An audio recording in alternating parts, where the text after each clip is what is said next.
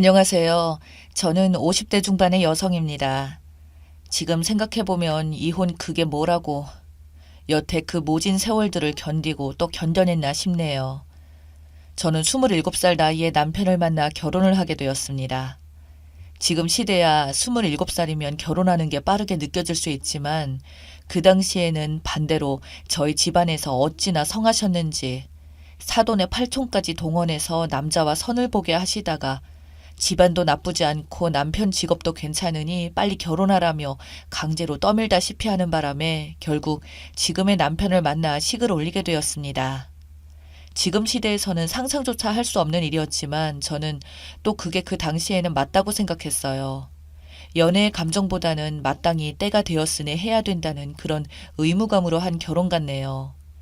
그래도 연애 아닌 연애할 때는 남편이 참 듬직해 보였고 오로지 저만 좋아한다는 그런 모습에 저도 이 남자 말고 다른 남자를 만나봐야 여전히 집안에서 스트레스를 줄 테고 또한 나를 이렇게 좋아한다고 하니까 그냥 그때는 그렇게 넘어갔던 것 같네요. 저희가 서로 마음에 든다고 하자 집안에서는 이때다 싶었는지 만난 지 2달도 채 되지 않아 상견례를 바로잡았고 정말 번갯불에 콩을 볶아 먹듯이 저희 결혼식은 그렇게 이루어졌습니다. 즉 집안의 압박 덕분에 남편이 정확히 어떤 사람인지 제대로 알아보지도 못하고 결혼하게 되었었죠. 그 뒤로 결혼한 지 얼마 되지 않아 저는 임신이 됐고 그때부터 제가 몰랐던 남편의 본 모습이 드러나기 시작했습니다. 남편은 저를 마치 이제는 다 잡은 물고기라고 생각해서일까요? 점점 배려의 말도 사라지고 막말을 내뱉기는 하며 자기는 청소 한 번 안 하면서 집에 오면 군대식으로 저에게 똥군기를 잡더군요. 남편의 깔끔한 성격 때문에 임신 중에도 불구하고 하루가 멀다 하고 쓸고 닦고 다 했는데 책상 위에 손가락을 한 번 쓸더니 먼지가 있다며 싸늘하게 말하는 남편은 집에 오면 정말 자기는 손가락 하나 까딱거리지 않았습니다.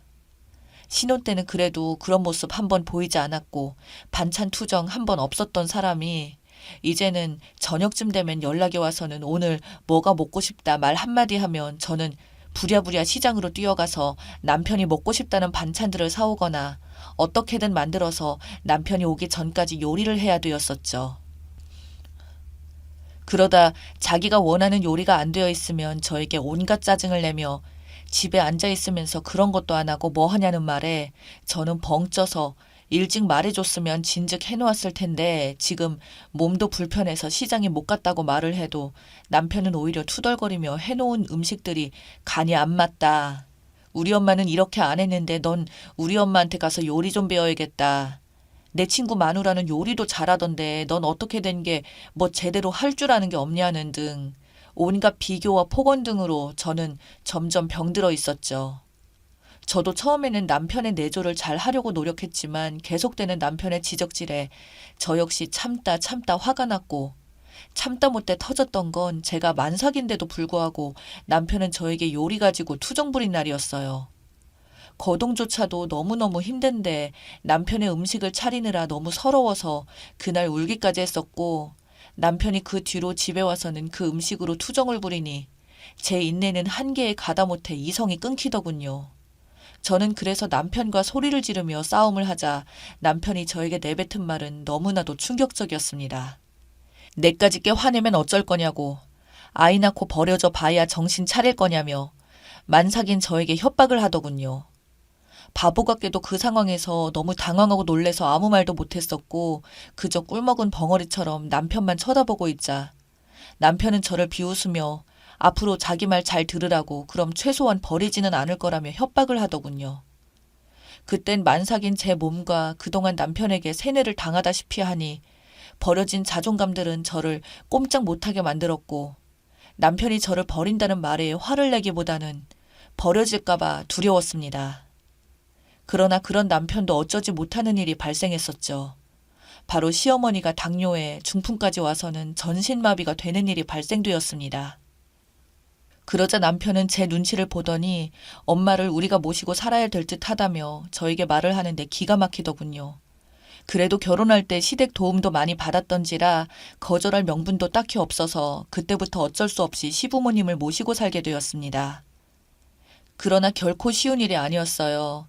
시어머니는 편찮으셔서 거의 하루 종일 누워만 계시니 그만큼 입은 심심한지 제가 일을 하고 있으면 바로 저에게 애미야! 라고 누워있던 방에서 저에게 수시로 소리를 지르셨고 전 청소나 밥을 하다가도 냉큼 시어머니에게 달려가서 원하시는 걸 항상 들어드려야 됐고 TV 리모컨도 제대로 못 누르시니 제가 그걸 일일이 다 해드려야 했었죠. 그뿐만 아니라 어머니의 소변 그리고 욕창 때문에 목욕까지도 매일매일 제가 해드렸는데 남편은 그래도 자기 엄마라 눈치 보면서 초반에는 도와주더니 그것도 한 반년쯤 지나자 노인네 냄새와 똥냄새 등이 난다며 집에 들어오는 것도 싫어하더군요. 그럴 수밖에 없는 게 시어머니가 그렇게 있으니 어쩔 수가 있겠습니까? 그런다고 요양원 같은 데 보내기에는 남편이 돈이 없다고 말을 했지만 실상은 그 돈이 아까워서 본인 엄마한테 쓰는 것조차 아까워하고 있는 걸 알고 있었습니다. 게다가 시어머니께서는 재산이 좀 있으셨어요. 자기 죽으면 상속하라며 절대 먼저 돈을 주시지 않더라고요. 그리고 무엇보다 어머니가 요양원 가는 걸 싫어했거든요. 대신 자신이 죽을 때까지 쓰라며 저희 집에 들어오면서 주신 큰 돈들이 있었기에 그 돈으로 치료비나 돈 들어가는 건 문제가 없었습니다. 정말 3년 병에 효자 없다는 말 들어보셨나요? 모르겠지만 저는 그 생활을 3년도 아니고 5년도 아니고 무려 10년가량 했습니다. 그렇다 보니 제 몸 역시 골병 들기 시작했고 시어머니도 계속 누워만 있고 몸이 불편하니 점점 많이 날카로워지시더군요. 급기야 나중에는 저에게 욕설까지 하며 저희 아이들과 저를 너무나도 고통스럽게 했습니다. 시모는 저에게 내가 너 때문에 이렇게 되었다는 둥 조금이라도 늦게 오면 내가 죽었으면 좋겠지 나쁜 거사 라며 온갖 입에 담을 수 없는 욕설을 하는 시어머니. 남편도 그게 너무 고통스러운지 결국은 시어머니와 상의 끝에 요양원에 보냈지만 시어머님은 다시 요양원에 있기 싫다며 온갖 난동을 다 부려서 반년도 못 되어서 저희가 다시 저희 집으로 모실 수밖에 없었네요. 그 뒤에도 온갖 고생을 하다가 어머니 중풍이 너무 심해져서 끝내는 말까지 못하게 되었을 때 정말 그러면 안 되지만 마음이 오히려 나아졌습니다. 적어도 이유 없이 욕먹는 일들은 없어졌으니까요. 본인도 말을 못하자 처음에는 답답했는지 눈을 엄청 부라리며 난리를 쳤지만 그것도 한두 번이지 결국 아무것도 못하고 계시더니 끝내 그렇게 눈에 초점도 풀려가시고 저희 첫째 아들이 군대 가기 직전에 돌아가시게 되었습니다. 그렇게 시어머니가 돌아가시게 되자 저희 집안은 더 이상 집에서 나던 그 끔찍한 냄새들도 안 나게 되었고 집에서 돈이 빠져나가는 것도 없어지게 되고 남편은 그래서 기분이 좋았는지 장례식이 끝나고는 그동안 수고 많았다며 저희 가족끼리 외식도 하고 주말 여행도 가고 그랬었죠. 사실 시어머니 살아계시는 동안에는 진짜 여행이라는 거 단 한 번도 못 가는 수준이었죠. 그 상황에 어떻게 가겠습니까? 몸도 불편하시지 시어머니 거동도 못 하시지 그렇다고 시어머니 혼자 놔두고 저희끼리만 갈 수는 없었으니 그렇게 몇 년간 창살 없는 감옥처럼 답답하게 지내게 되었다가 드디어 해방감을 느꼈었죠. 저도 이제 밖에 나가서 식당에서 일도 시작했습니다. 저희 애들도 어느덧 성인이 되었거든요. 식당 일이 힘들다고 해봐야 진짜 시어머니 모시던 때하고는 비교도 안 되는 수준인지라 거기서도 일을 잘한다고 칭찬까지 들으면서 일을 했는데 어느 날 남편이 제가 일하는 식당에 찾아와서는 저에게 둘이서 할 말이 있다고 하더니 대뜸 저에게 이혼을 하자고 하는 겁니다. 저는 그래서 무슨 소리냐고 했더니 사실 나는 진작부터 이혼하고 싶었다고 근데 엄마 살아생전에 말하면 엄마 충격이 클까봐 차마 말을 못했었다며 이제 저도 인생 찾고 나도 내 인생 찾겠다고 하더군요. 저는 그게 말이나 되냐고 당신 시어머니 내가 그리 죽도록 뒤치다꺼리 할 때는 아무 말 없다가 이제 막상 당신 엄마 돌아가시니까 나를 내쫓아내려고 하냐고 하니까 남편은 저에게 좋을 대로 생각하라며 이 집에서 아무튼 당장 나가줬으면 좋겠다고 말하더군요. 저는 절대 못 나가겠다고 울고불고 난리치자 남편이 글쎄 집에 다짜고짜 상간녀를 들인 겁니다. 그렇게 상간녀를 버젓이 저희 집에 데려온 거였죠. 그러면서 남편은 적반하장마냥 네가 한 게 없으니 그냥 이 집에서 무전 취직하면서 지낼 생각이면 그냥 나가라고 난리치더군요. 저는 그 자리에서 기절까지 했었습니다. 그때부터 저도 변호사를 선임해서 남편과 소송을 붙였는데 여기서 생각지도 못한 대반전이 일어났습니다. 바로 돌아가신 시어머니께서 유언장을 남겨놓으셨더군요. 시어머니가 정신이 그나마 온전할 때 유언장을 적었는데 시어머니 앞으로 있던 많은 재산을 저와 남편에게 반반씩 주신 겁니다. 저에게 막대하는 남편에게 시모가 정신이 온전할 때만큼은 구박도 하시며 제 편을 들어주셨거든요. 그래서 저한테 한 번씩은 자기가 나중에 죽으면 이 재산을 모두 너희들에게 나눠줄 테니 싸우지 말고 행복하라고 그리 말씀하시던 분이셨지만 그게 말로만 그렇게 해서는 아무런 효과가 없는 줄 알았는데 이게 유언장이 존재한다는 것이었죠. 문제는 남편 놈이 그걸 전부 다 위조한 게 들통이 나서 상속인에게 결격 사유에 해당된다는 것이었습니다. 남편은 그제서야 저를 찾아와 손이 발이 되도록 빌기 시작하더군요. 자기가 잠시 미쳐서 잘못 판단을 했다면서요. 하지만 저는 이미 고소장 접수했으니까 헛소리 하지 말고 시어머니 재산은 모두 내가 받아서 우리 자식들과 평생 잘 먹고 잘 살 테니 너는 네가 버는 그 쥐꼬리만한 돈으로 그 상간녀와 재혼해서 잘 살라고 말하고는 그 많은 재산을 전부 제가 받아올 수 있게 되었습니다. 진짜 남편 놈 하루가 멀다 하고 저를 매일 찾아와 무릎까지 꿇면서 싹싹 비는데 이제는 거의 매일같이 보니까 너무 지겹더라고요. 그래서 저는 매일같이 찾아오는 남편에게 말했습니다.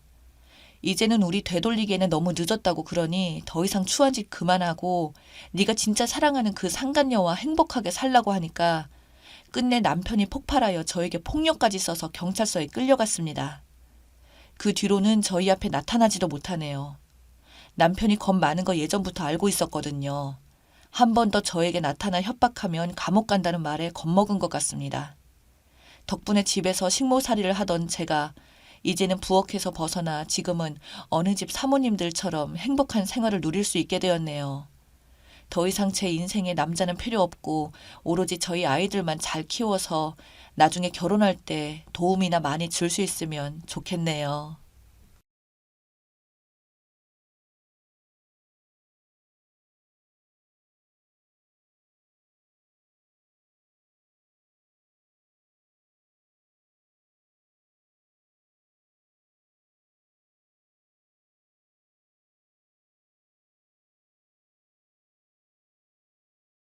저는 누구나 다 아는 공기업에 근무하고 있습니다. 10년째 두 딸들을 혼자서 키우고 있어요. 남편은 없냐고요? 남편은 10년째 어디에 있는지 연락조차 없습니다. 죽었는지 살았는지 알 수가 없어요. 살기 바빠서 남편이 어디 있는지 수소문조차 못하고 있었습니다. 연로하신 시어머니도 함께 살고 있어요.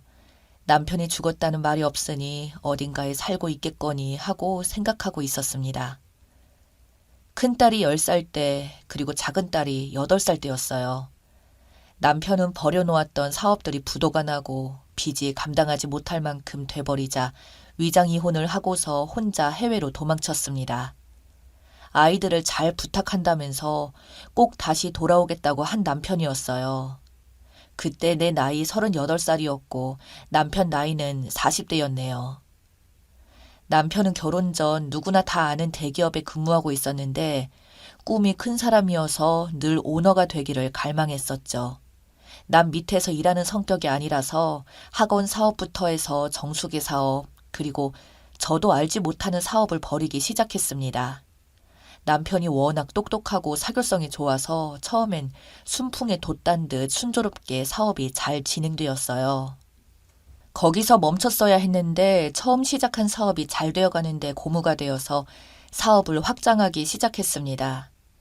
특별히 금전적으로 뒷배경이 없었던 남편은 기존 사업을 보증으로 새로운 사업에 투자 유치를 과감히 해내가면서 무리하게 사업을 확장시켰어요. 하지만 늘 변수가 생기는 법이죠. 아무도 예상치 못한 믿었던 동업자 형이란 변수가 커졌습니다. 사업을 확장하기에 바쁘다 보니 주변 관리에 소홀한 탓이었죠. 그러면서 도미노식으로 걷잡을 수 없이 사업이 어려워지기 시작하더니 급기야 부도가 터지고 투자했던 사람들의 빚 독촉에 시달리기 시작했습니다.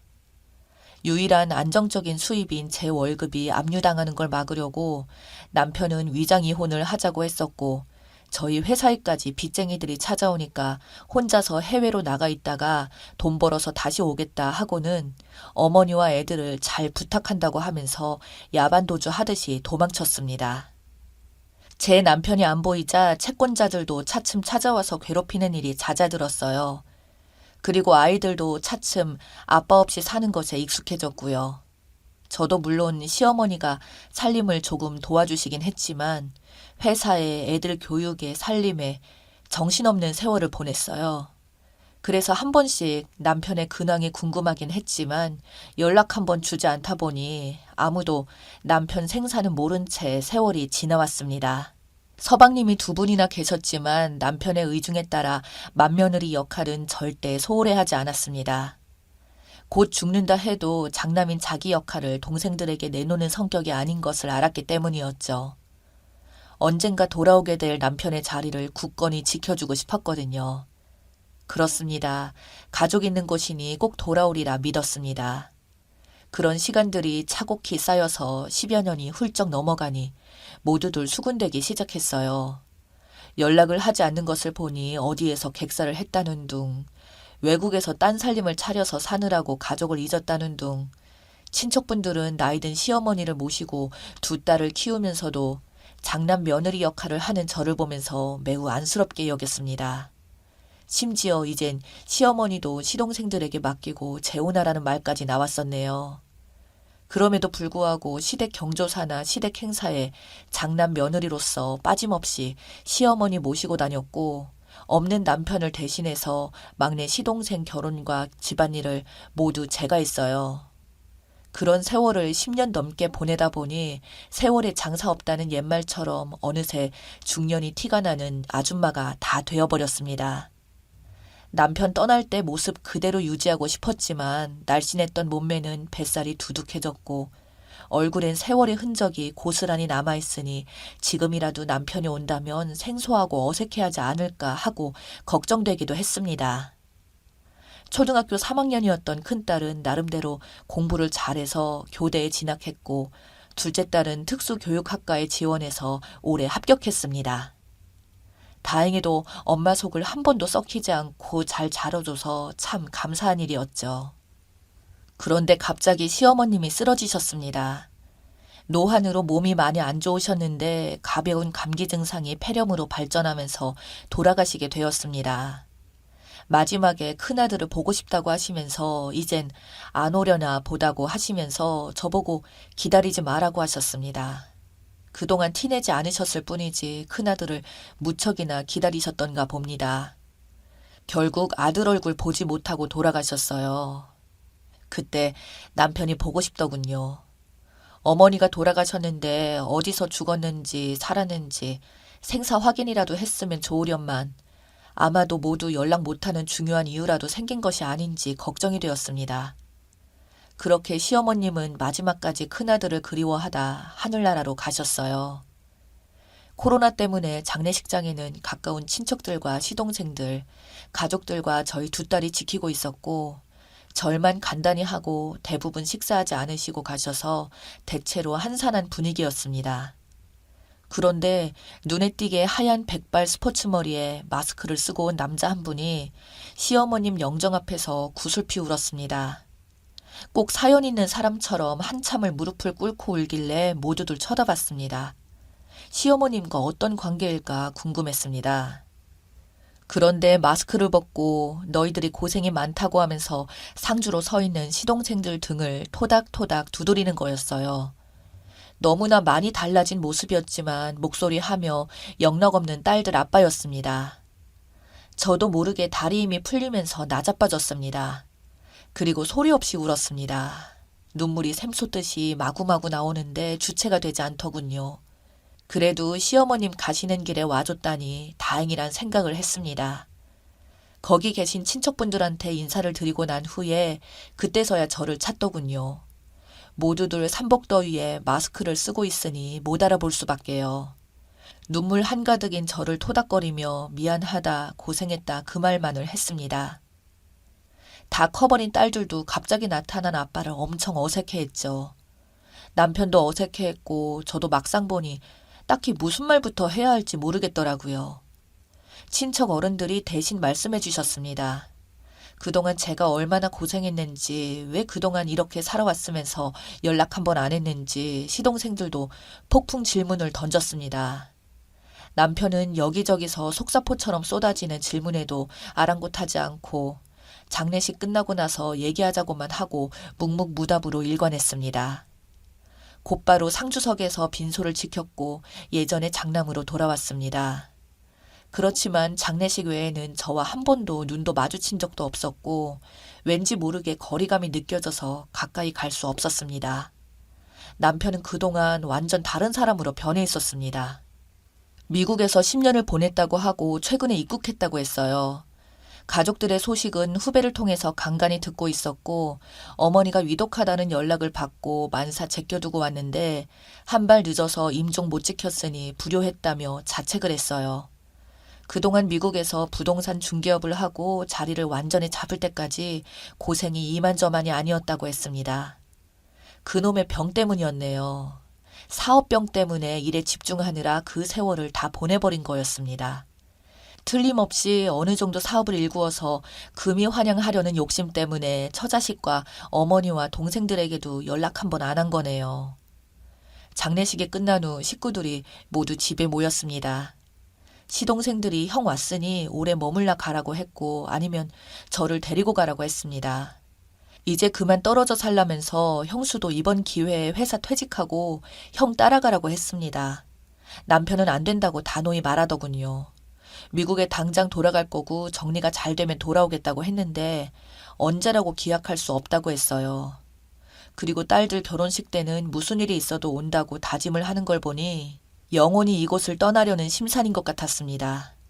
그리고 딸들 결혼식 자금과 대학비를 보내주겠다고 하면서 저희는 위장 이혼이 아니라 진짜 이혼을 하자고 해서 깜짝 놀랐습니다. 그동안 시어머니 모시고 딸들 키워준 것 보상해주겠다고 했어요. 그리고 굳이 집을 놔두고 호텔에서 지내더라고요. 저한테 전혀 애정 없이 보였고 남남 같아졌더라고요. 혹시나 여자가 있지 않나 물어볼 필요도 없겠더라고요. 그리고 무엇이 급한지 문자로 제 명의로 된 새 아파트를 주겠다고 했는데 거절했습니다. 이것 먹고 떨어져라는 기분이 들어서 정말 싫었어요. 정말로 진짜 이혼한 것 같아서 싫었죠. 난 단지 남편이 꼭 돌아오겠다는 말만 믿고 내 가족이라서 시부모님도 모셨고 시동생들도 함께 챙겨왔는데 나를 남보듯 하다니 슬펐습니다. 그러다 이왕 이렇게 된 거 이혼하자고 했습니다. 그리고 남편에게 제안을 했어요. 나에게 진짜로 보상을 하고 싶으면 지금 가지고 있는 것의 80%를 달라고 했습니다. 그거 주고 떠나라고 했어요. 지난 10년 동안 내 모든 것을 당신의 자식과 시어머니 봉양에 그리고 내 그동안의 세월을 쏟아부었으니 80%도 아깝지 않을 것이라고 했죠. 그렇지 않고서는 절대 놔줄 수 없다고 했습니다. 다 주고 떠나던지 우리 가족들 옆에서 나와 있던지 당신이 결정하라고 했습니다. 고개를 끄덕끄덕하며 깊이 생각해보겠다고 하고서는 미국으로 소리 소문 없이 떠났습니다. 이런 식으로 다시 떠난 남편, 아직도 그런 남자를 나는 남편이라고 부르고 있으니 한심하네요. 아무리 10년 동안 떨어져 있었다고 해도 그래도 저는 아직도 두 딸을 낳고 키워온 와이프인데 저한테 아무런 감정이 없는 걸까요? 저는 남편이 그동안 어찌 지냈는지 아직 많은 것들이 궁금하기만 한데 마주 앉아 다행히도 얘기도 나눠보지 못하고 홀연히 떠나갔네요. 어디 간다 말도 없이 가는 남편이 야속하기만 합니다. 적어도 애들을 어떻게 키웠는지 어떻게 생활했는지는 물어봐야 하는 건 아닌지 정말 너무 서운해서 눈물이 납니다. 연락처도 알고 있으면 전화 한 통도 하기가 그리 힘들었을까요? 그리고 미국에 도착했으면 도착했다고 연락해주면 어디가 덧나나요? 그리고 딴 여자 만나서 살림 차렸으면 그랬다고 말해주면 안 되나요? 그리고 나를 싫어하는 건 태도로 이미 알고도 남겼는데 애들 엄마로서 그냥 대해주면 안 되나요? 내 남편이 집을 떠나 있었던 10년 동안에도 이렇게나 남편 때문에 힘들지 않았는데 막상 실물을 영접하게 되니 정말 힘듭니다. 무표정한 얼굴과 지극히 냉정한 말투 그리고 거리감 등이 저를 힘들게 했습니다. 처음부터 나타나지 않았다면 모를까 갑자기 뿅 나타났다가 10년 전에 야밤에 몰래 도망쳤던 것처럼 이번에도 도망치듯이 가버리니 지난날이 후회가 되네요. 그러던 중 어느 날 미국에서 남편에게서 전화가 왔습니다. 저번에 결정을 하라는 저의 말을 깊이 새겨듣고 진지하게 생각을 많이 했노라며 미국에서의 삶을 정리하고 한국으로 돌아가겠노라고 했습니다. 바로 함께 살거나 하진 않겠지만 가족과 가까이서 지내고 싶다고 했어요. 가족은 함께 지내야 가족인데 가까이 살겠다니 괜히 어줍잖은 책임감을 안겨준 건가 싶어 그럴 필요 없다고 했습니다. 여태 하고 싶은 대로 하고 살았으니 이제 와서 처자식이 발목 잡고 싶지 않다고 했고 편한 대로 하고 살라고 했습니다. 아무튼 미국 생활을 차츰 정리해 갈 테니 조금만 기다려 달라고 하더군요. 언뜻 들으면 정말 반가운 소리 같지만 미국 생활 접는데 정리할 시간이 또 얼마나 걸릴지 알 수 없는 노릇입니다. 남편의 사업에 대한 영광과 욕심을 다 아는 처지라 쉽게 정리하기까지 엄청난 시간을 갖고 기다려야 할 것 같기에 저는 기다리지 않겠노라고 말했습니다. 남편은 또 언제 올지 기약이 없습니다. 이제 기다리지 않고 두 딸에게만 기대서 내 인생을 새로 다시 출발해야 할 것만 같습니다. 위장 이혼을 하고 처자식을 버리고 갔을 때 10년 전에 이미 남편은 우리 가족이 아니었음을 이제야 깨닫습니다. 여러분들, 저희 새로운 출발을 응원해 주세요. 읽어주셔서 감사합니다.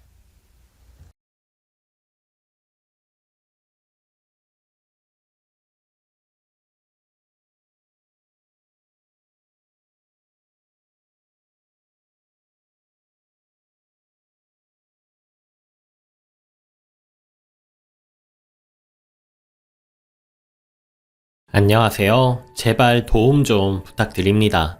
대판 싸워서 이혼해야겠다는 결론이 나왔지만 제가 잘못한 걸 수도 있으니 마지막으로 객관적인 의견을 듣고 싶어서 글을 씁니다. 제 인생을 바꿀 만한 조언을 부탁드립니다. 이혼까지 결심하게 된 몇 가지 이야기를 순서에 상관없이 써보겠습니다. 결혼 2년차 부부이고요. 30살로 동갑내기입니다. 전 1남 1녀 중 장녀이고요. 남편은 2남 중 장남입니다. 맞벌이고 같은 회사에 다니고 있고요. 연봉도 둘이 같습니다. 연애 시절부터 남녀 평등을 논리적으로 주장하는 남자친구를 만나서 저도 생각이 많이 바뀌었고 남자는 집, 여자는 혼수란 일반적인 생각과 데이트 비용이 전반적으로 남자들에게 부담된다는 현실이 저도 너무 불공평하다고 생각하였고 그래서 저희는 데이트 비용도 공동 통장을 만들어서 일정 금액을 넣고 그 돈으로만 하였고 기념일 선물도 둘이 넣은 돈에서 해결하면서 정말 동등하게 연애를 했죠. 그렇게 3년을 연애하고 결혼할 때가 되었는데 당시 모은 돈이 제가 7천에 남자친구가 9천이었는데 남자친구가 돈 더 쓰게 하고 책 잡히고 싶지 않아서 친정에다 손 벌려서 남자친구가 모은 만큼 딱 9천을 맞추어 반반인 결혼 준비를 하였습니다. 그렇게 결혼을 했고 얼마 안 지나서 추석이었습니다. 시댁에 오전에 가서 음식 돕고 설거지하고 밥상 차리고 저녁엔 시부모님과 술도 한잔하고 애교도 피우며 며느리 도리를 다 하였고요. 다음날 아침상도 차리고 설거지까지 끝내놓고 친정 갈 준비를 하는데 시어머니께서 고모님 오신다고 가지 말라는 식으로 말하여서 남편 쳐다보니까 모른 척을 하대요. 어이가 없어서 시어머니께 친정에도 가봐야죠. 저도 맏딸인데 하고선 남편한테 가자고 데리고 나왔습니다. 남편은 친정에 가는 길에도 불만이 가득한 표정이었고요. 도착해서도 손님인 마냥 그냥 앉아만 있더라고요. 우리 집은 아버지나 남동생도 모두 똑같이 집안일 하는 스타일인데 남자친구는 먼저 설거지 하겠다는 소리조차 안 하더라고요. 우리 엄마가 상 치우는데도 멀뚱히 있고 시댁에서 하던 대로 똑같이 있더군요. 부모님 앞에서 다투기 싫어서 그냥 내버려 뒀습니다. 하룻밤 자고 가야 하는데 남편이 계속 가면 안 되냐고 하길래 무시하고 하루 자고 아침 먹고 집에 왔습니다. 그리고 집에 와서 나는 시댁에 가서 자식돌이하고 거드는데 왜 자기는 처가댁에서 아무것도 안 하고 그러고 있느냐고 하니까 어색해서 그랬다고 하네요. 참나, 누군 안 어색합니까? 노력은 여자만 해야 하는 건 절대 아니지 않습니까? 서로 마찬가지인데 저렇게 나오는 걸 보니 너무 짜증이 나더라고요. 나는 노력하는데 왜 자긴 노력 안 해? 그러니까 앞으로 안 그런다 했습니다. 그리고 전 결혼하고 몇 개월 동안은 시댁에 일주일에 한 번씩 안부 전화를 드렸습니다. 그리고 남편도 당연히 알아서 처가댁에 안부 전화 드리고 있는 줄 알았는데 한 번도 한 적이 없더라고요. 친정 엄마랑 통화하고 그 사실을 알게 된 후 어이가 없었지만 그냥 넘어가고 대신 그 후로 저도 시댁에 안부 전화를 하지 않았습니다. 어느 날 남편이 그러더라고요. 자기야, 요즘 우리 집에 안부 전화 안 해? 응, 안 하는데 왜? 왜 안 하는데? 자기도 우리 집에 전화 안 드렸다면서 그래서 나도 안 해도 되는구나 생각했는데 아무 말도 못 하대요. 제가 한마디 더 했습니다. 그렇게 남녀 평등 운운하더니 내가 시댁에 안부 전화 안 하니까 서운해? 그러니까 전화 거는데 남녀 평등하고 뭔 상관이냐? 그냥 자식된 도리니까 하는 거라고 버럭합니다. 그래서 제가 왜 자기는 아들이니까 해야 하고 딸 자식은 자식이 아니라 안 해도 된다고 생각해? 머뭇거립니다, 이 사람. 이 사람이 연애 시절 그렇게 정확하던 사람이 맞나 싶더군요. 짜증이 나서 시비를 걸고 싶어졌습니다. 자기야, 내가 왜 자기 집에 안부 전화를 드려야 하는지 말해줄래? 남편. 당연히 부모님이 자식이 결혼했는데 궁금하실 거 아니냐. 자식된 도리로 해야 하는 게 맞는 거지. 그럼 우리 부모님은 자식이 결혼했는데 전혀 궁금하시지 않나 보다? 자기가 안부 전화 드리면 되잖아. 난 장모님하고 통화하면 불편해서 좀 그래. 그럼 우리 집엔 내가 안부 전화 할게. 대신 시댁엔 자기가 안부 전화 드리면 되겠네. 나도 어머님하고 통화하는 거 불편해서 잘 알아. 자기만 미해해. 그러니까 각자 하는 게 좋을 것 같은데.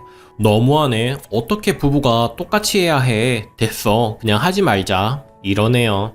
연애 시절부터 정확히 서로 한 만큼 하는 거고 자기가 우리 동네로 한 번 오면 내가 자기네 동네 한 번 가고 이렇게 서로 딱딱 맞게 하는 게 개념 커플인 거라면서 열 올리던 사람이 진짜 황당했네요. 그리고 제가 결혼 전부터 아버지 환갑 때 여행 보내드리려고 적금 부은 게 있었고 400을 모았는데 환갑이 한참 넘어가지고 그냥 예금으로 돌려둔 게 있었습니다. 이 돈은 제가 절 위해 모은 돈이 아니고 우리 아빠 환갑 때 쓰려고 모은 돈인데 통장을 발견하고서는 이게 뭐냐고 하네요. 그거 내가 아빠 환갑 여행 보내드리려고 결혼 전부터 모아둔 거야 했더니 그럼 우리 부모님은? 이러네요. 시아버지랑 저희 아빠랑 동갑이시고 우리 아빠는 6월, 시아버지는 10월이 생신이십니다. 그래서 그거야 자기가 결혼 전에 부모님 환갑 준비한 거 있을 거 아니야. 그걸로 보내드려야지 했더니 자기는 따로도 모은 거 없고 모은 건 전부 결혼 비용으로 썼다고 합니다.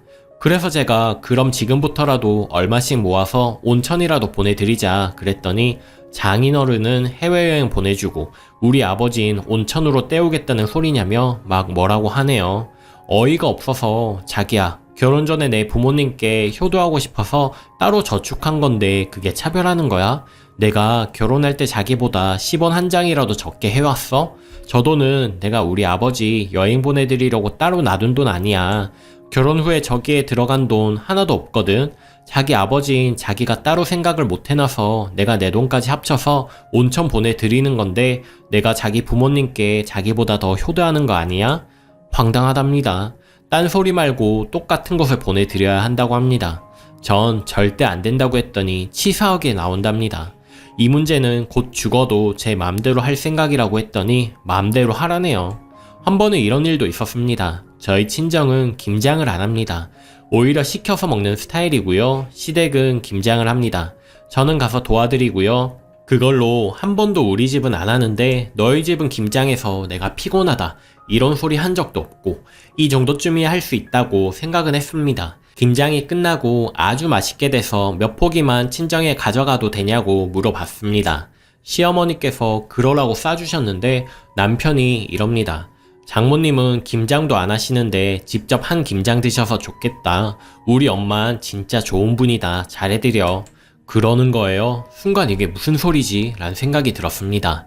저 소리만 안 했어도 친정에 싸가라고 김치 싸주시는 시어머니께 고맙다는 생각을 했을 거예요. 근데 저런 소리를 하니까 확 열이 받더라고요. 그래서 제가 이랬습니다. 나 이제 시댁 김장할 때 안 갈래. 황당해 하면서 왜? 이러길래 김장은 나도 같이 하는데 생색은 자기가 다 내서 기분 나빠서 가기 싫어졌어. 그럼 우리 엄마더러 혼자 김장을 하란 소리야? 왜? 자기 결혼 전에는 어머니 혼자 김장하지 않으셨어? 지금은 내가 결혼한 상태니까 김장을 더 하셔서 우리 주시잖아. 나 김장할 때 배춧값도 보태드리고 가서 일도 같이 하는데 김치 주신다고 고마워해야 하는 거였어? 그럼 더 부담스럽네. 그냥 시켜 먹을래 나는. 너 진짜 웃기다. 며느리가 김장할 때 돕고 하는 건 당연한 건데 그게 그렇게 못마땅해? 아니, 그 정도는 내가 해도 된다고 생각했는데 자기 말 한마디에 안 해도 되는 걸 하고 있다는 생각이 드네. 더는 짜증나서 못하겠어. 아무 말도 안 합니다. 내가 자발적으로 알아서 돈 보내드리고 도우러 가는 건데 말을 얄밉게 해서 이렇게 된 걸 모르나 봅니다. 또 한 번은 이런 적도 있습니다. 저희 친정 부모님은 노후 준비를 다 해두셨고요. 돌아가실 때까지 다달이 200 정도가 나와서 두 분이 충분히 사실 수 있습니다. 시댁은 노후 준비가 전혀 되어 있지 않으시고요. 전 이 사실을 몰랐고 남편도 우리 집에 노후 준비가 되어 있다는 사실을 몰랐습니다. 드라마를 보다가 어떤 며느리가 자기 부모님이 노후에 일을 할 수 없게 되자 딸한테 와서 얹혀 사는데 남편이 화내는 장면이 나왔습니다. 그걸 보더니 이래서 우리나라는 안 돼. 무슨 자식이 노후 대비 대책도 아니고 자식한테 피해를 너무 주라고 하면서 우린 열심히 저축해두자 이러네요. 그래서 제가 좀 떠봤습니다. 자기야, 그럼 나중에 우리 부모님 아프시면 어떻게 할 거야? 내가 맏딸인데. 처남 있잖아. 자기는 처남이 있어서 다행인 줄 알아. 이렇게 말하면 회피를 하는데 실망스러워서 다시 물었습니다. 내 동생이 무슨 상관이야. 사정되는 자식이 모시고 사는 거지. 난 시부모님 나이 들면 모시고 살 생각이었는데 자긴 우리 부모님 아프면 모실 생각이 없나 봐. 장인 장모님 노후 대책 안 해두셨어? 글쎄, 난 잘 모르겠는데. 이때 표정이 장난 아니었어요, 남편이. 난 우리 부모님도 알아서 사셔야 한다고 생각해. 장인 장모님도 마찬가지고. 자식한테 기대어 사는 건 정말 아니지. 결혼은 독립해서 사는 건데 무슨 인수합병 하는 것도 아니고 각자 삶은 각자 사는 거라고 생각해. 그래서 전 당연히 시댁도 노후 준비가 됐다고 느꼈고 시부모님을 모시지 않아도 된다고 생각했습니다. 그리고 한참 후에 주말에 시댁에 놀러 갔는데 이런저런 대화하다가 시어머니께서 우린 노후 대책이 안 되어 있어서 큰일이라면서 사돈댁은 해두셨다니 그러시길래 저희 부모님은 해두셨다고 그랬습니다. 그러니까 다행이구나 하시는 거예요. 그냥 듣고 가만히 있었습니다. 그렇게 집에 왔는데 신랑이 장인 장모님 노후 대책 해두셨어? 응, 해두셨지. 우리 집은 정확해서 그런 건 칼이야. 그럼 걱정 없겠다. 우리 나중에 큰 집으로 이사하면 우리 부모님 모시고 살까? 에이, 그런 게 어딨어. 자기 생각도 그렇고 각자 사는 거라며. 그땐 그랬는데 생각해보니까 우리 부모님 노후 준비 안 해두셔서 모시고 사는 게 좋을 것 같아서. 난 싫어. 둘이 사는 게 편하고 좋은데? 당연히 내가 장남인데 모시고 살아야 하는 게 맞는 거 아니야? 그때 자기가 우리 부모님 모실 거냐고 했을 땐 각자 사는 거라며 왜 이제 와서 딴 말이야? 그땐 장인 장모 노후 대책 해두신지 몰랐지. 우리 부모님은 노후 대책이 없으시잖아. 이거 뭔가요? 어떻게 받아들여야 하는 건가요? 처음으로 돌아가면 전 분명 나중에 시부모님 모실 생각이 있었습니다. 그게 도리라고 생각했던 사람이고요. 물론 저희 부모님은 노후 대책이 돼 있으셔서 제가 모시고 살지 않아도 됩니다. 단지 남편 마음을 알고 싶었던 것이죠. 그런데 남편은 제가 제 부모님 모시는 거 어떠냐는 말에 정색하며 각자 사는 거라고 해놓고서는 저희 부모님 노후 준비 되셨다니까 이제 와서 말 바꾸는 겁니다. 그때 그럼 장인 장모도 우리가 모셔야 한다고 말이라도 했다면 어차피 모시지 않아도 됐지만 저는 당연히 시부모님 모시고 살 생각을 끝까지 가지고 있었을 텐데 말이죠. 이렇게 이견이 좁혀지지 않는 상태로 몇 달이 지났습니다. 어제였지요, 폭발한 게. 다음 주에 저희 이모딸이 결혼을 합니다. 전 당연히 참석을 해야 했고 남편도 알고 있었습니다. 그런데 어제 저녁에 어머님이 전화하셔서 다다음 주에 시고모님 아들 결혼식이라고 하네요. 전화 끊고 같은 날이니까 각자 전 저희 이모네 결혼식 가고 남편은 시고모님 결혼식 가자고 했습니다. 그랬더니 남편이 말이 되느냐고 내가 호랍이도 아니고 결혼하고 처음 치르는 경조사에 혼자 가야 하느냐면서 뭐라고 합니다. 그래서 제가 나도 나 결혼하고 우리 집에 경조사가 처음인데 나도 당신 데리고 가고 싶지만 이렇게 겹쳤으니까 각자 가는 게 맞지 않느냐고 했더니 남자 쪽에 맞춰야 하는 거라고 하네요. 그래서 대판했습니다.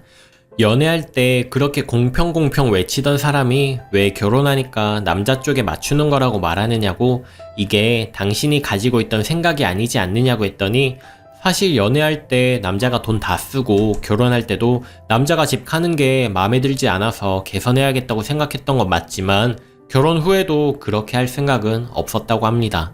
결혼에서는 여자가 남자 쪽에 들어오는 건데 남자 쪽에 맞춰서 살아가는 게 바르다고 생각한답니다. 그리고 제가 아이를 갖게 되면 일을 쉴 텐데 그땐 자기가 돈 벌어다 주니까 자기가 손해보는 거 아니냐고 하네요. 그때 자기가 혼자 홀벌이 한다고 해도 생색내지 않을 테니까 이제 좀 그만 좀 하자고 자기한테 맞추라고 하네요. 이거 미친놈 아닙니까? 그래서 제가 이랬습니다. 난 아이 낳을 생각 없는데 끝까지 일할 거야. 아이 안 가질 건데. 이랬더니 말도 안 된다고 또 소리를 치네요. 진짜 어이가 없습니다. 나보고 뭐가 맞는 것인지 잘 생각해 보라고 하네요. 이 일이 있고 하루가 지나고 아무리 생각해도 정말 짜증만 나네요. 남녀는 다르지 않다. 아들이고 딸이고 다 귀한 자식이다. 남녀가 공평한 게 진짜 개념 있는 거다 외치던 사람이 그래서 이런 개념남이 딱 맞는다고 생각하고 결혼했던 저 자신이 너무 비참해집니다. 이혼을 하는 게 맞는다는 결론이 나긴 했는데 아직도 혼란스러워 미치겠습니다. 조언 좀 부탁드립니다. 후기입니다. 퇴근하고 변호사 친구 만나서 이야기 좀 들었고요. 남편 성격상 협의 이혼은 힘들 것 같고 녹취를 좀 해두라고 하네요. 소송밖엔 없다고요. 전 위자료고 뭐고 다 필요 없고요. 공동명의로 한 것들 중 제 부분만 받으면 좋겠네요. 남편 놈은 제가 잘못한 것처럼 온종일 집에서도 회사에서도 아는 척도 안 하더라고요. 언제나 남편 생각이 다 맞는 소리라며 믿어줬던 걸 남편도 잘 알기에 이번 일도 제가 자기 말에 따라줄 거라고 생각하는 것 같습니다. 저런 놈을 개념남으로 판단했던 그 시점으로 시간을 돌리고 싶습니다. 답글이 참 많아서 한참 걸렸습니다. 다 읽어봤고요. 조언 감사드리고요. 오해하시는 분들이 있는데 제가 이렇게 됐다고 해서 반반 연애 반반 결혼을 절대 하지 말라는 것이 아닙니다. 저렇게 결혼했으니 제 권리 찾아서 이렇게 대응할 수 있었던 것이고 후회는 없습니다.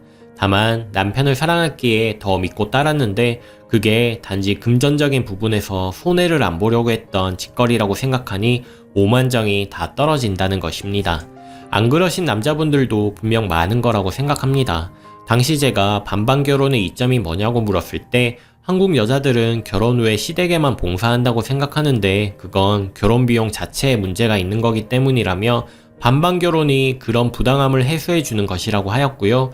항상 저에게 네가 자기 집에 이만큼 하면 나도 너희 집에 더 했으면 더하지 못하지 않을 거라고 했습니다. 남편의 헛소리였을지도 모르는 그 말에 더 감동했었고요. 그래서 동등을 원하는 남편을 최대한 맞춰준 것이죠. 결혼 당시에 예단 문제 때문에 시어머니랑 잠깐 갈등이 있었는데 그때는 남편이 나서서 반반 결혼에 예단이 웬 말이냐고 보호해줬었고요. 그래서 더 확고해진 것 같습니다. 가사분담도 많이 물어보시는데요. 퇴근이 같아서 항상 같이 오면 제가 먼저 씻고 그 사이에 남편은 출근할 때 정리 못한 것들 정리해놓고요. 남편 씻을 때 전 저녁 준비하고 하나하나 따져본다면 아무래도 여자인 제가 더 많이 하는 건 맞습니다. 저는 남편이 원해서 공평을 따라 주었던 것이지 제가 더 손해본다고 안 하고 그런 성격은 아니에요. 그리고 아버지 환갑은요, 아버지를 위해서 모아둔 거라 흔들리지 않았고요. 우리 아빠 그렇게 보내드리고 시아버님 온천 보내드린다는 생각은 제 생각이 바르다고 믿고 있습니다. 근데 참 서운한 것은요, 시부모님이 해외 한 번도 못 가보신 거 알아서요. 제가 부업으로 짬짬이 번역 아르바이트도 하는데 얼마 되진 않았지만 따로 자유적금에 여행 경비 모으고 있었습니다. 남편도 제가 이 저축을 한다는 걸 알고 있었는데 그런 식으로 나왔던 게 가장 서운합니다. 나중에 보내드리자며 제가 모은다고 할 때는 아무 말도 안 했는데 어이없죠. 솔직히 공평 외치는 남편 말에 100% 수긍해서 결혼한 거는 맞는데 결혼해서도 완전 반반 이렇게 외치며 살진 않았고요. 전화 안 드린 것은 너무 화가 나서 그렇게 했던 거고요. 저 일이 있어지고 나서도 알아서 연락드리고 했습니다.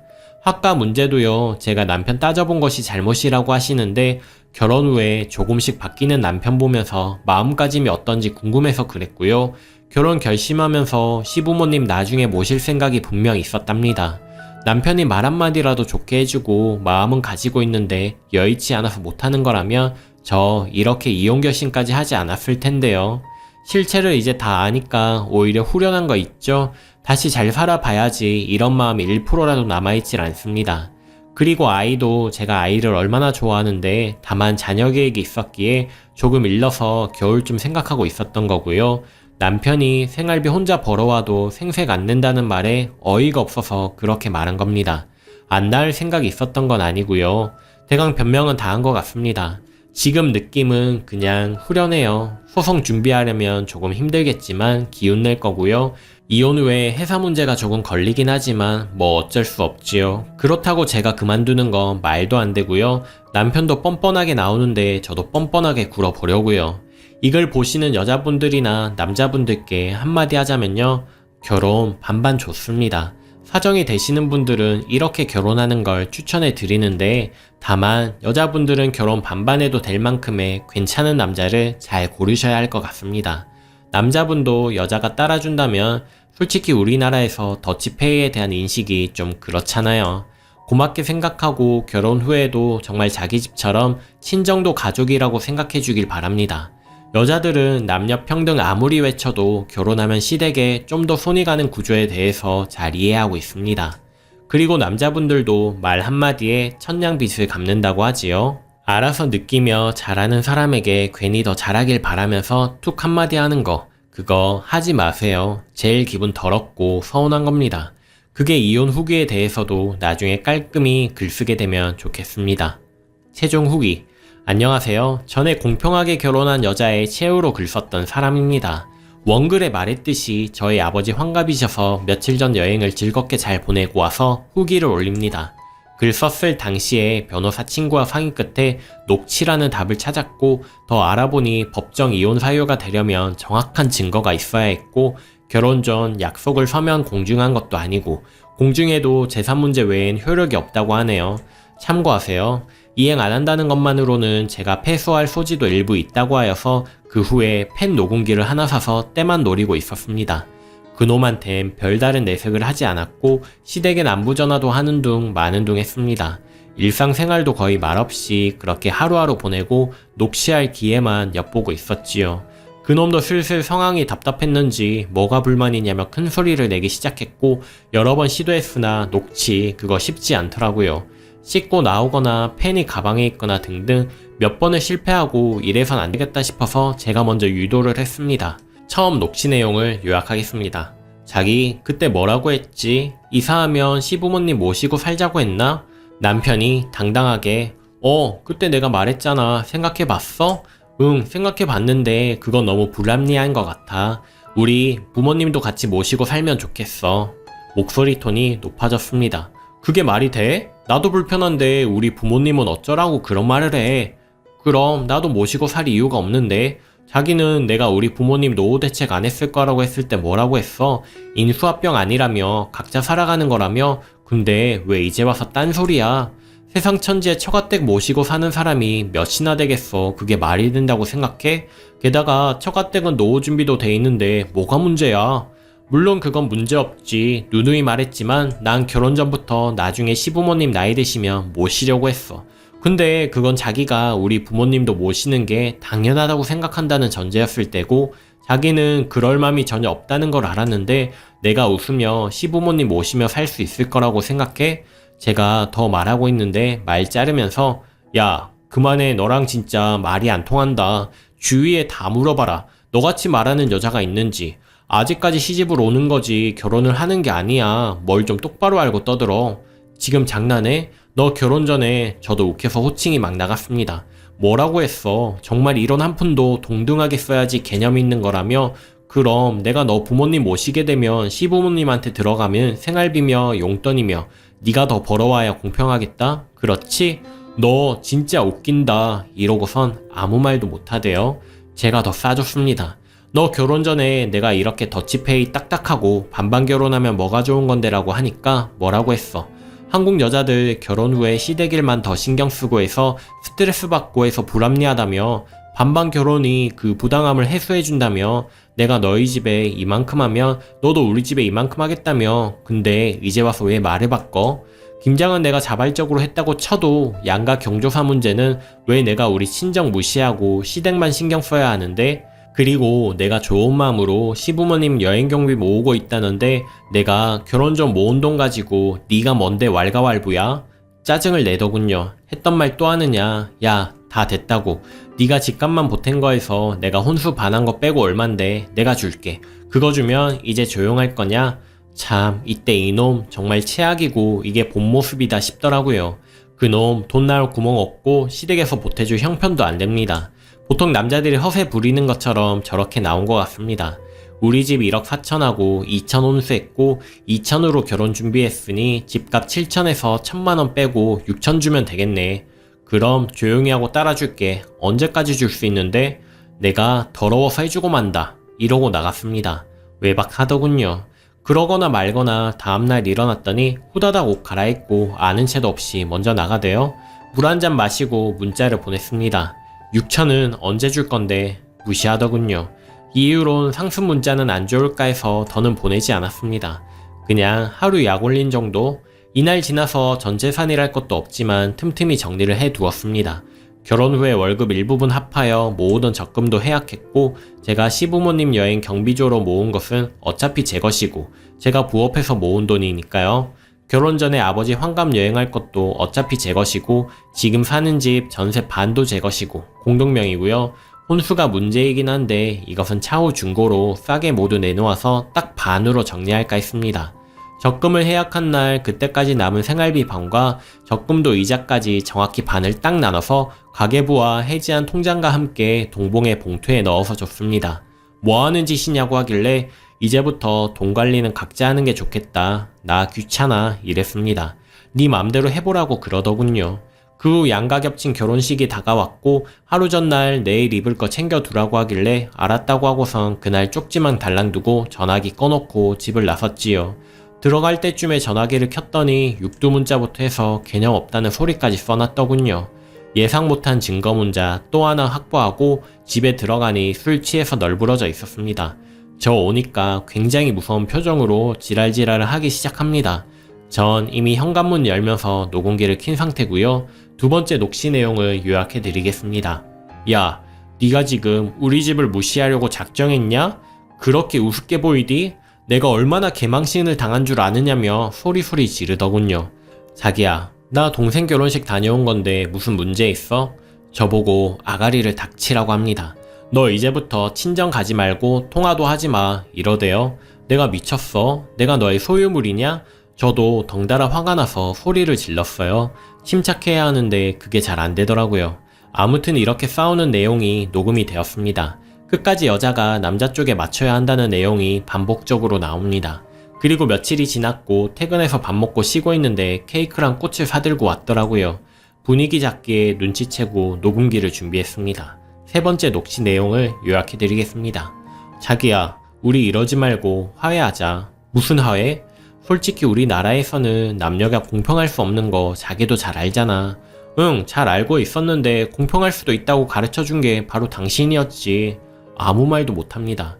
결혼 전에 자기가 원하는 대로 다 했고 그렇게만 하면 불합리한 우리나라 썩어 빠진 무개념 틀에서 벗어날 수 있다고 한 건 당신이잖아. 안 그래? 그래, 내가 그렇게 말한 건 인정해. 그 당시엔 데이트 비용이나 남자가 집 파는 거랑 그런 것들이 정말 불합리하다고 생각했었고 그래서 그걸 자기한테 말한 건데 고맙게도 자기가 잘 따라줘서 지금까지도 고맙다고 생각해. 하지만 결혼은 별개야. 결혼식 문제도 그래. 결혼 후 처음 맞는 시댁 경조사가 있다면 며느리가 당연히 맞춰주는 거야. 그러면 친정 경조사는? 그건 잘 말씀드리고 봉투만 보내도 뭐라 할 사람 없을걸. 이모님 댁에서도 시댁 경조사 있다고 설명하면 여자시니까 이해하실 텐데. 아니? 이해 못 하시던데? 경사가 겹쳐서 각자 참석하는 거라고 하니까 너도 갔어야 한다는 말은 안 하시고 응 그랬느냐고 하시던데. 가만히 있더니 이럽니다. 아마 경조사가 겹칠 일이 앞으로는 없다고 판단한 듯해요. 그래, 그건 내가 생각이 짧았네. 다음에 그런 일 있으면 내가 두 번 다시 아무 소리도 안 할게. 그럼 우리 이제 화해한 거지? 나 용돈 받아 쓰는 게 좋은 거 같아. 애교를 피더라고요. 역겹게. 아니 말 나온 김에 다 하자. 우리 아버지 환갑여행은 어떤데? 내가 결혼 전 모은 돈으로 보내드리는 건데 자기 돈 1원 한 푼 안 들어가는데 그래도 보내드리면 안 돼? 보내드려야지. 하지만 우리 아버지도 보내드리는 게 바르다고 생각해. 우리가 시부모님 해외여행 보내드릴 여유가 있다고 생각해? 적금 해약한 것도 있고 자기 부업한 것도 있잖아. 아, 그러네. 적금 해약한 거 나눴으니까 그걸로 자기 아버님 해외여행 보내드리면 되겠다. 그리고 나 부업한 건 우리 엄마 옷 사입으라고 다 드렸는데 이걸 어쩌지? 그걸 왜 자기 마음대로 장모님을 드려? 그거 내가 잠 안 자고 주말에 틈틈이 아르바이트 한 건데 자기 허락을 받아야 해? 목적이 우리 부모님 해외여행 보내준다고 모은 거였잖아.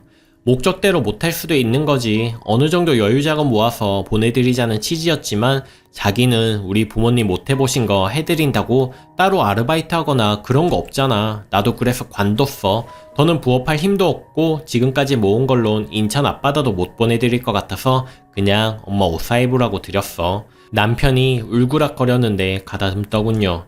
자기야, 진짜 이러지 말자. 우리 이렇게 감정 싸움하지 말고 다시 올바르게 생각해보자. 올바르게 생각하자는 사람이 결혼은 별개라며 시댁 먼저 맞추라고 말을 해? 그리고 내가 시댁 먼저 안 맞춘 게 뭔데? 명절에 시댁 먼저 가지 친정에 먼저 가 내가? 김장 때도 우리 생활비 아닌 내 용돈에서 돈 보태드리고 힘드실까봐 자진해서 가서 돕는 건데 너는 그거 가지고 뭐라고 했어. 생색은 있는 대로 내더라. 그 몇 폭이 우리 부모님이 가져다 준다니까 뭐 어떻다고? 그리고 뭐 내가 임신하고 육아하려면 홀벌이 해야 하는데 그걸로 생색을 안 낸다고? 그게 말이야 막걸리야.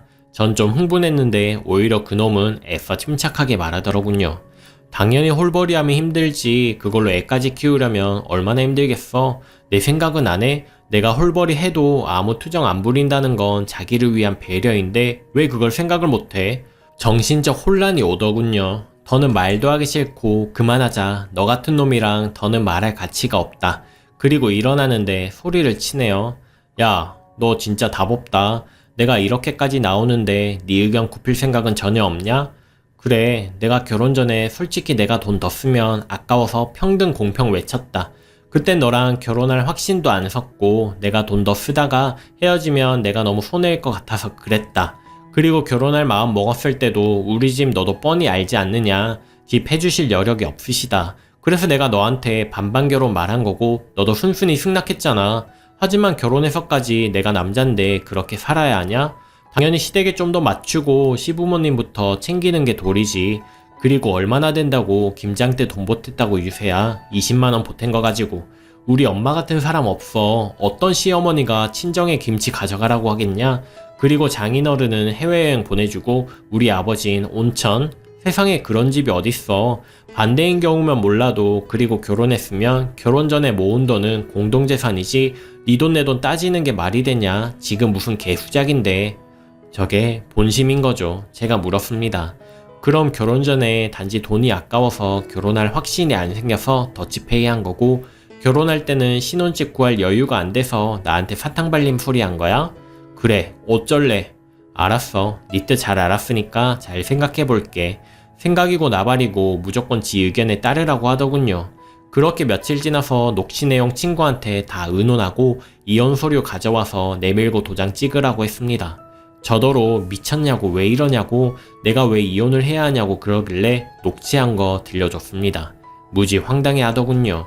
이거 카피본이야. 변호사 친구한테 들려줬더니 이 정도면 너한테 파탄의 책임이 있다고 법정 싸움까지 가도 내가 100% 승소한다고 하더라고. 그러면 너 나한테 위자료도 줘야 한대. 그렇게까진 하기 싫고 깔끔하게 협의 이혼하자. 집 빼서 서로 돈 가져가고 혼수 반만큼 네가 가져가던가 아님 팔아서 반반 나누던가 딱 공평하게 그렇게 했으면 하는데 도장 찍어주나 보자고 난리를 치더니 다음날부터 와서 빌기 시작합니다. 다신 안 그러겠다고 자기가 잠시 친구들 이야기 듣고 미쳤었나 보다고. 그래서 제가 네 친구들은 연애할 때 사달라는 거 다 사주고 결혼할 때 집도 장만하고 했잖아. 그러니 와이프들이 시댁에 설설기며 살겠지만 그걸 나한테도 바랬다는 것부터가 에러지. 난 이미 결심 굳혔으니까 이혼해. 손이 발이 되도록 빌더군요. 창피하게 회사에서까지 울먹이며 빌더군요. 시부모까지 찾아와서 빌고 하시는데 어른 앞에서 냉정하게 하기 뭐해서 알았다고 돌려보낸 뒤 집에 있으면 안 되겠다 싶어 짐을 싸서 친구 집에 갔습니다. 우리 아버지 생신 전까지 이혼 소리는 안 하려고 했거든요. 그렇게 계속 이혼 요구했고 법원 가서 협의 이혼 확인 신청했고요. 지금은 숙려 기간 중입니다. 이런 게 왜 있는지 모르겠지만 어쨌거나 부모님 모시고 관 가서 실컷 놀다가 왔고요. 이제 좀 더 버티면 이중인격자 놈이랑도 영원히 남남이더군요. 정말 아이가 없을 때 신중히 생각하고 판단한 게 너무 잘한 것 같고요. 개운합니다. 이혼녀 딱지야 별로 신경 안 쓰입니다. 다 싫다면 돈 있겠다, 직장 있겠다, 독신으로 살지요 뭐. 부모님한테 말씀드리기가 제일 힘든데 제가 그런 대우를 받았다는 걸 다 들으시면 속은 상하시겠지만 웬만한 남자들보다 공부 더 시키고 애지중지 키우셨는데 잘했다는 못 하시더라도 알았다고는 하실 것 같습니다. 그래도 쓰레기 같은 자식 결혼 2년 동안 열심히 모아둔 돈까지 해서 1억 정도 있는데 알아서 장가 가겠지요. 저는 앞으로 일 더 열심히 하고 여가 생활 좀 즐겨야겠습니다. 물론 그 자식이 회사에 거짓 소문 퍼뜨릴 수도 있으니 미리 언질해 놓는 것도 잊지 않고 있습니다. 수많은 조언들 감사하고요. 당시 댓글 달아주셨던 모든 분들 모두 고맙습니다. 좋은 날 되세요. 오늘의 사연은 여기까지입니다. 여러분들의 생각은 어떠신가요? 오늘도 행복한 하루 보내세요. 이상 낭만캐스트였습니다.